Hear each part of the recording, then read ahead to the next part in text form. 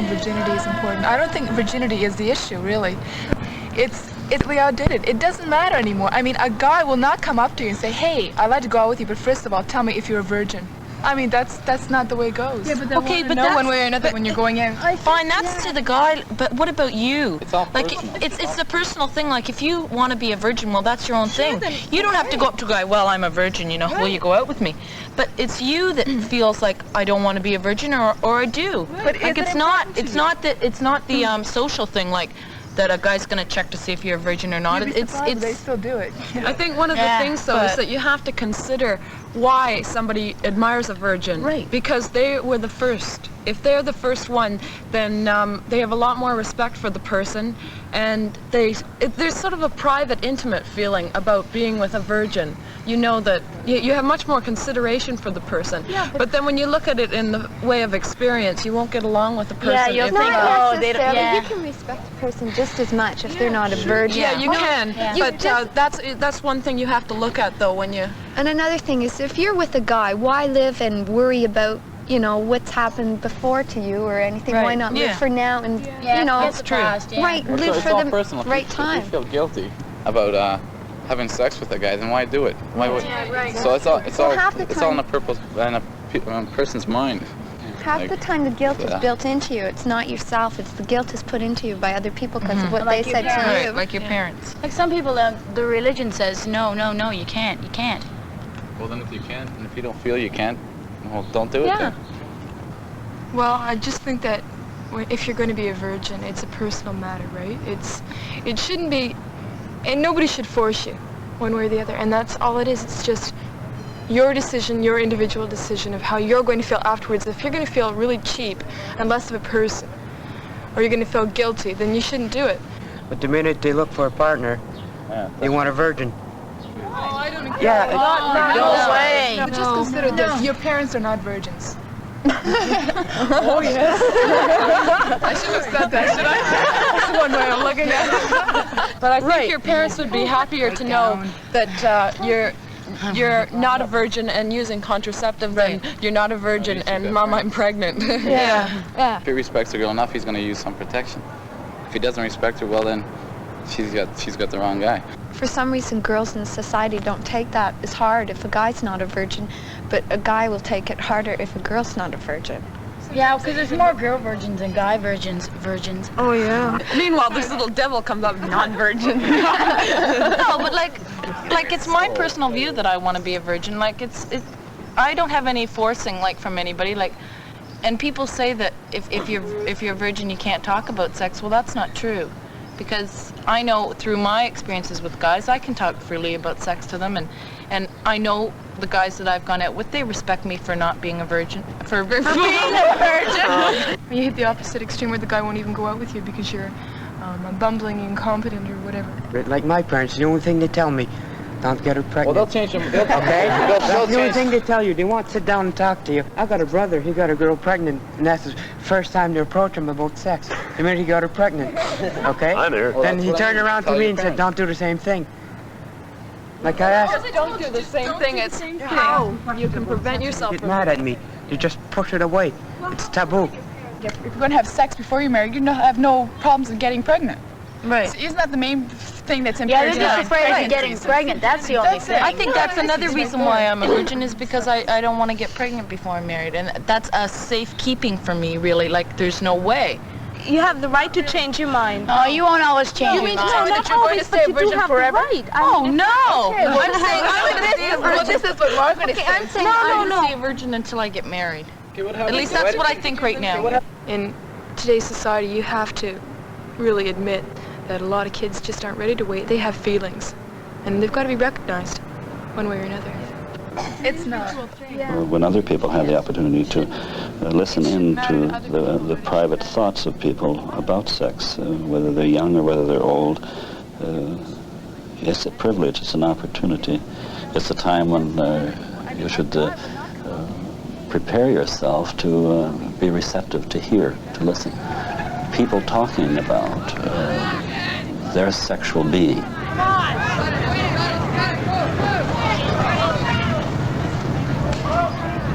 Each person is a self totally ignorant of sex and has to learn it himself. It isn't something that you can say information is now available to everybody. It isn't available to everybody. Each person has to take into themselves knowledge about sex and sexual matters.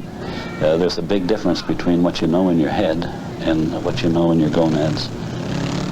A lot of these kids are awkward in all these areas because it is all head stuff, and they're struggling to make sense out of it. And somehow they intuitively know it won't make a hell of a lot of sense till I have a little more experience.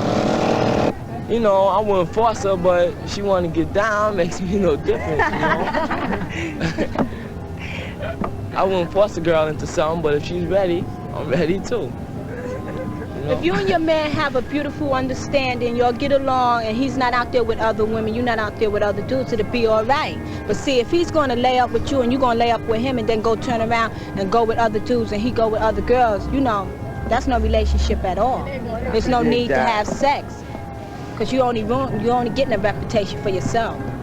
Yeah, and you have to know where the guy is standing before you put yourself through this problem, because then suppose after you go through all this, you end up pregnant, right? And then he's gonna go trot off somewhere with somebody else. That leaves you hanging with a kid. And then while he's off having another affair somewhere, you know. If you come early and if you're at a young age and you go to high school, yes. Because most of the girls, they talk about boys in general, dances and all that. And if you're not in it, then forget it. Just completely out of it. You're like an outcast. If what? If you don't, you know, if you don't talk about how you made out with this boy and how many guys you've been going out, they consider you an outcast.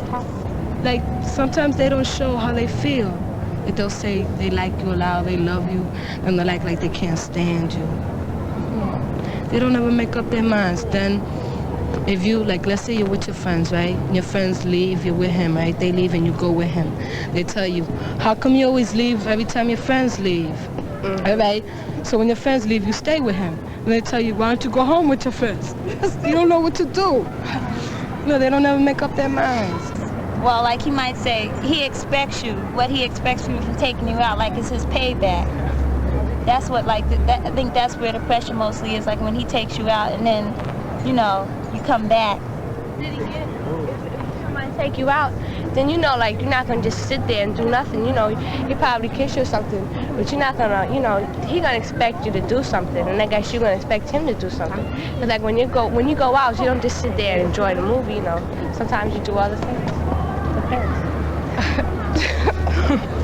But if you're going out with him, you know, like if he's going out with you out somewhere, he should dress decent. But if you're not going away, he can dress any way he wants. See, it doesn't really matter how the dude look. It's the girl. Because boys could come out here dungarees, sneakers, sweatshirt. But if a girl come out here with dungarees, sneakers, sweatshirt, you know, raggedy jacket or something like that, the first thing they think she's a butch. So when a girl's walking next to their dude, of course they like to look good. You have to make yourself look attractive to the guy. Like, cause in my case, I used to wear jeans and sneakers all the time. And the guys just thought I was one of the guys, you know. I used to play football with them, and they never knew the difference that I was a girl. Until one day I combed my hair, I took my hair out of a hat and whatnot, and I put on a pair of shoes and a nice pair of slacks and a decent shirt. And they finally realized, you know, that I was a girl. Because most of the time I used to walk around in a sweatshirt hanging off of me, my jeans dragging off of me, bummy holey sneakers, and a hat slammed on my head, you know. Yeah, but I think boys like girls that are hard to get. Not real hard, but you know, like if he asks her something, she's not gonna throw herself at him and say, oh sure, I'll be your girl anytime. Anytime you call and I'll be there, whistle, and that's it. They don't like easy chicks. Would you girls dress up just to see if you could get a rap with the guy? Or would the boys ask her for a pizza? Or how would you go around and try to pick up a guy or girl? How would I go around trying to pick up a girl? Yeah. Hey, if I like her, I talk to her, you know, tell her I like her, rap to her. Maybe take her somewhere, we talk. You know, we get an understanding, we start going with each other. If a guy knows you like him, right, and he doesn't like you, they'll avoid you and whatnot. You know, it's mostly like, but when I look for in a guy, like I think that if he's ugly or something, but he has a beautiful personality or something, that I can overlook what he looks like, you know? like they have this thing that says what Mother Nature has forgotten, you know, you can't help it. Like most guys would tell a girl, I know a couple of cold dudes that this girl was flat-chested and they told her, why don't she stuff her bra, you know, stick something in it. But you know, you can't help it. Like if they don't like your physique, then I guess they won't come after you, you know, you can't help it. But most girls, some girls will get so desperate that they'll go into these bust development things and try to increase it. But I feel that, you know, it's what you have, and if they don't want what you have, well, they can go. You know, they can forget about you. All boys look for girls that got some kind of curves in them or something, you know. And why not? And you know, you full of it because you were talking about it current yesterday. styles are ugly. I don't like the current styles. Well, I'd you're rather not see them in wearing them, jeans. are you? No, that's why I don't wear them. I'd rather see them in jeans. Okay, now how would a guy feel if, let's say, he was about to have sex with a girl and she just strips around, if she finds out that she had breast cancer and she has false breasts, how would he react? Would he say, oh no, I thought you were something good, but you're false, forget it. Well, how would the guy react? You answer my question.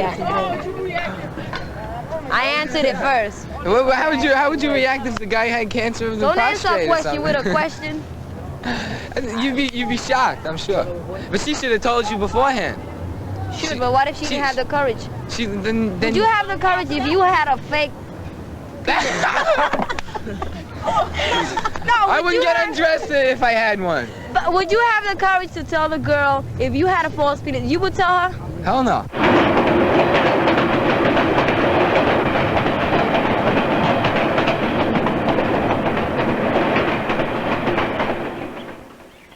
Most of my sexual experiences have been really extremely bad. Like, I've been hurt for most of them. Well, for me to go about doing anything with anybody, I'd have to get drunk first. Then sometimes it just doesn't work out. Like, I don't want to, you know?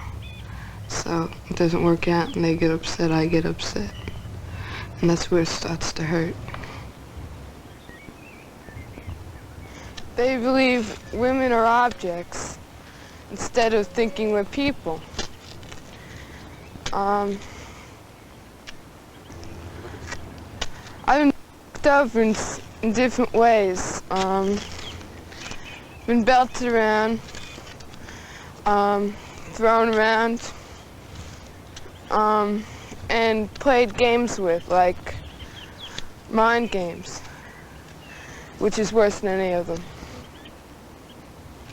Because mind game is worse than any of them because when your mind is being fucked over, you can't mend a mind. You can mend a body, like a broken arm, broken leg, but not a mind. My parents would be extremely hurt if they knew I ever even kissed the guy. They tried to hide me in an eggshell, a nice safe place where I wouldn't find out about any of the evils, especially sex. My parents were very protective. In their own way, they would say something like, we don't want any unfathered children, or, you know, they would never say it though. They would never touch base or even say the word, which is strange. God, I don't know how many times I've been hurt. I don't know.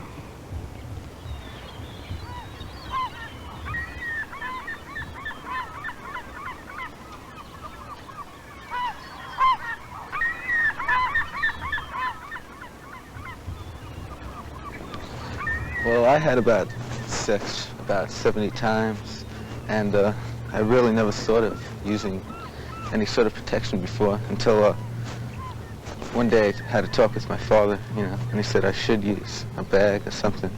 So I started thinking, and I think I'm going to use a bag for future sexual activities. But like the first thing I thought it was two people up in a tree naked. What I thought you know, making love was. But then, you know, I learned, you know, that it was go into bed with a girl, and I didn't know how to make love to a girl. I never did it before. You know, kiss girls, you know, but never, you know, went to bed with a girl before. Didn't know exactly what to do. We were all getting high, right, one day at a party, and she came over to me. We smoked a joint together, and she started, you know, kissing me and everything like that. Then she took my hand and put it on her breast and shit like that, and took my hand and put it over here. Then she took off my clothes. Then she told me to take off her clothes. And, you know, we started kissing and everything else like that. And, you know, then she got me an erection. And, she told me, you know, what to do. She guided me through it. I think she was 16, something like that. Yeah, 16. And, like I never saw a real vagina before.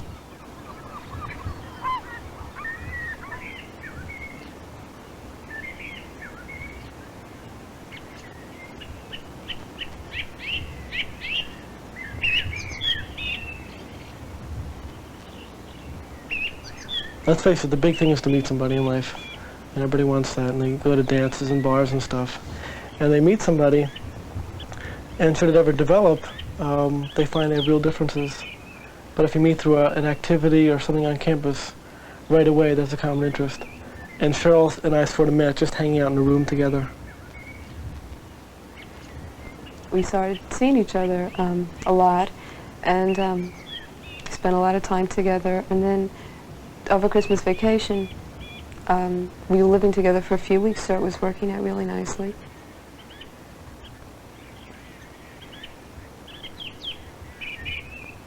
Just by sharing a room, it adds a great deal of meaning to a relationship by sharing a physical part of your life with a person, eating meals together, paying bills together, and it's like becomes, you know, almost a family type thing.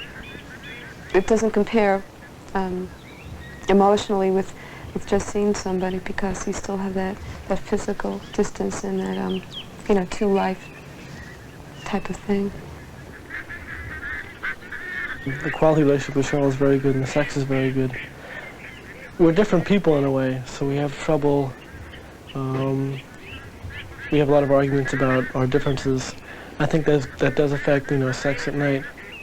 But also very often we forgive each other at night when it's time to go to sleep and we have sex. And it sort of makes up for the day, any arguments we have. And if we have a day full of arguments, either sex at night is really miserable, or we just go to sleep, or, you know, it's like the forgiveness period and it comes off really well. Sex is a very strange thing. Just for some reason, moods of the people, 1 out of every 7 or 8 times, really is a nice experience. It's really amazing. They're, I hate to use the word vibes, but, you know, that's what's in the air. And at other times it's, I wouldn't say mechanical, but, you know, you just do it, and it's good, you know, but it's not great.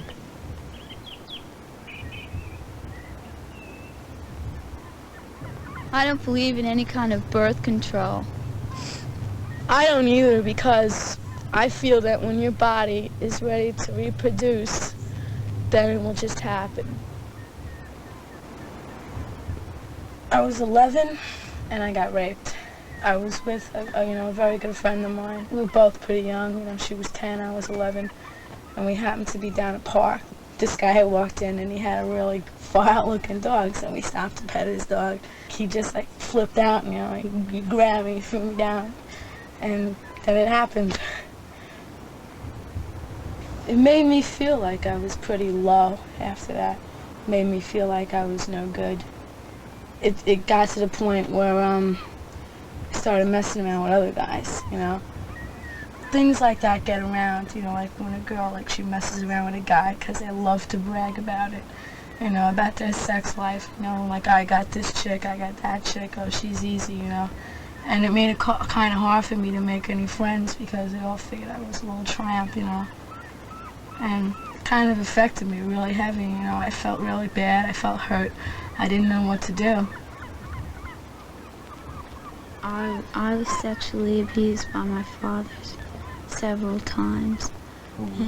It started when I was 14 years old. It was getting too bad, and I had to face the reality of it, that my father was sick in the head to do something like that to me. And thanks to my little sister Louisa, because she started coming up the stairs and the door to my room was closed, and he heard her footsteps, and he automatically stopped, and he pulled up his zipper and tried to calm himself down.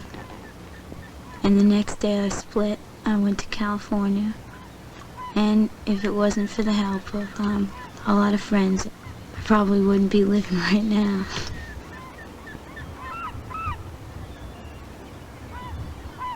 To each his own, you know.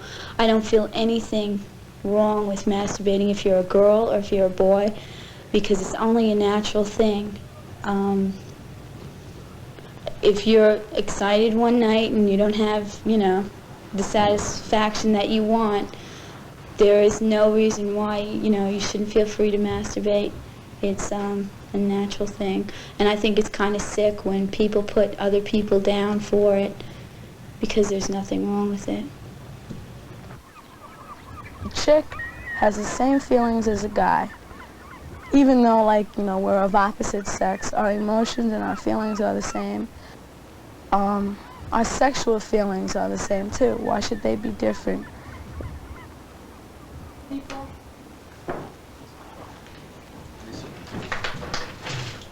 The thing that a person needs to know and remember is that there's no particular virtue in starting early. Early sexual experiences, even if the parties are willing, can be unhappy experiences, because the fact that one or both of the parties are not psychologically, emotionally, or physically ready for this kind of experience, and so it's a bad experience. I would encourage anybody who has any anxiety or any doubt or any uncertainty about starting not to start.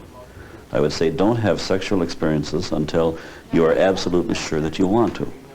If that happens to be 3-4 years later than your friends, that's perfectly all right. You're not going to be harmed by it. There's no virtue in having the sexual experience at a certain age. There is some advantage in waiting, because you're going to be more mature. You're going to be capable of having a different kind of relationship with the person that you're involved in. You're going to be less caught up in the fantasies that are part of trying to become sexual from a non-sexual position, which is what all of us have to do. So that the more time you have to grow, to get older, to have more life experiences in general, the better chances are that your sexual experiences will be good. Oh, the point. Yeah. Do you know who it is? What? Do you know who it is?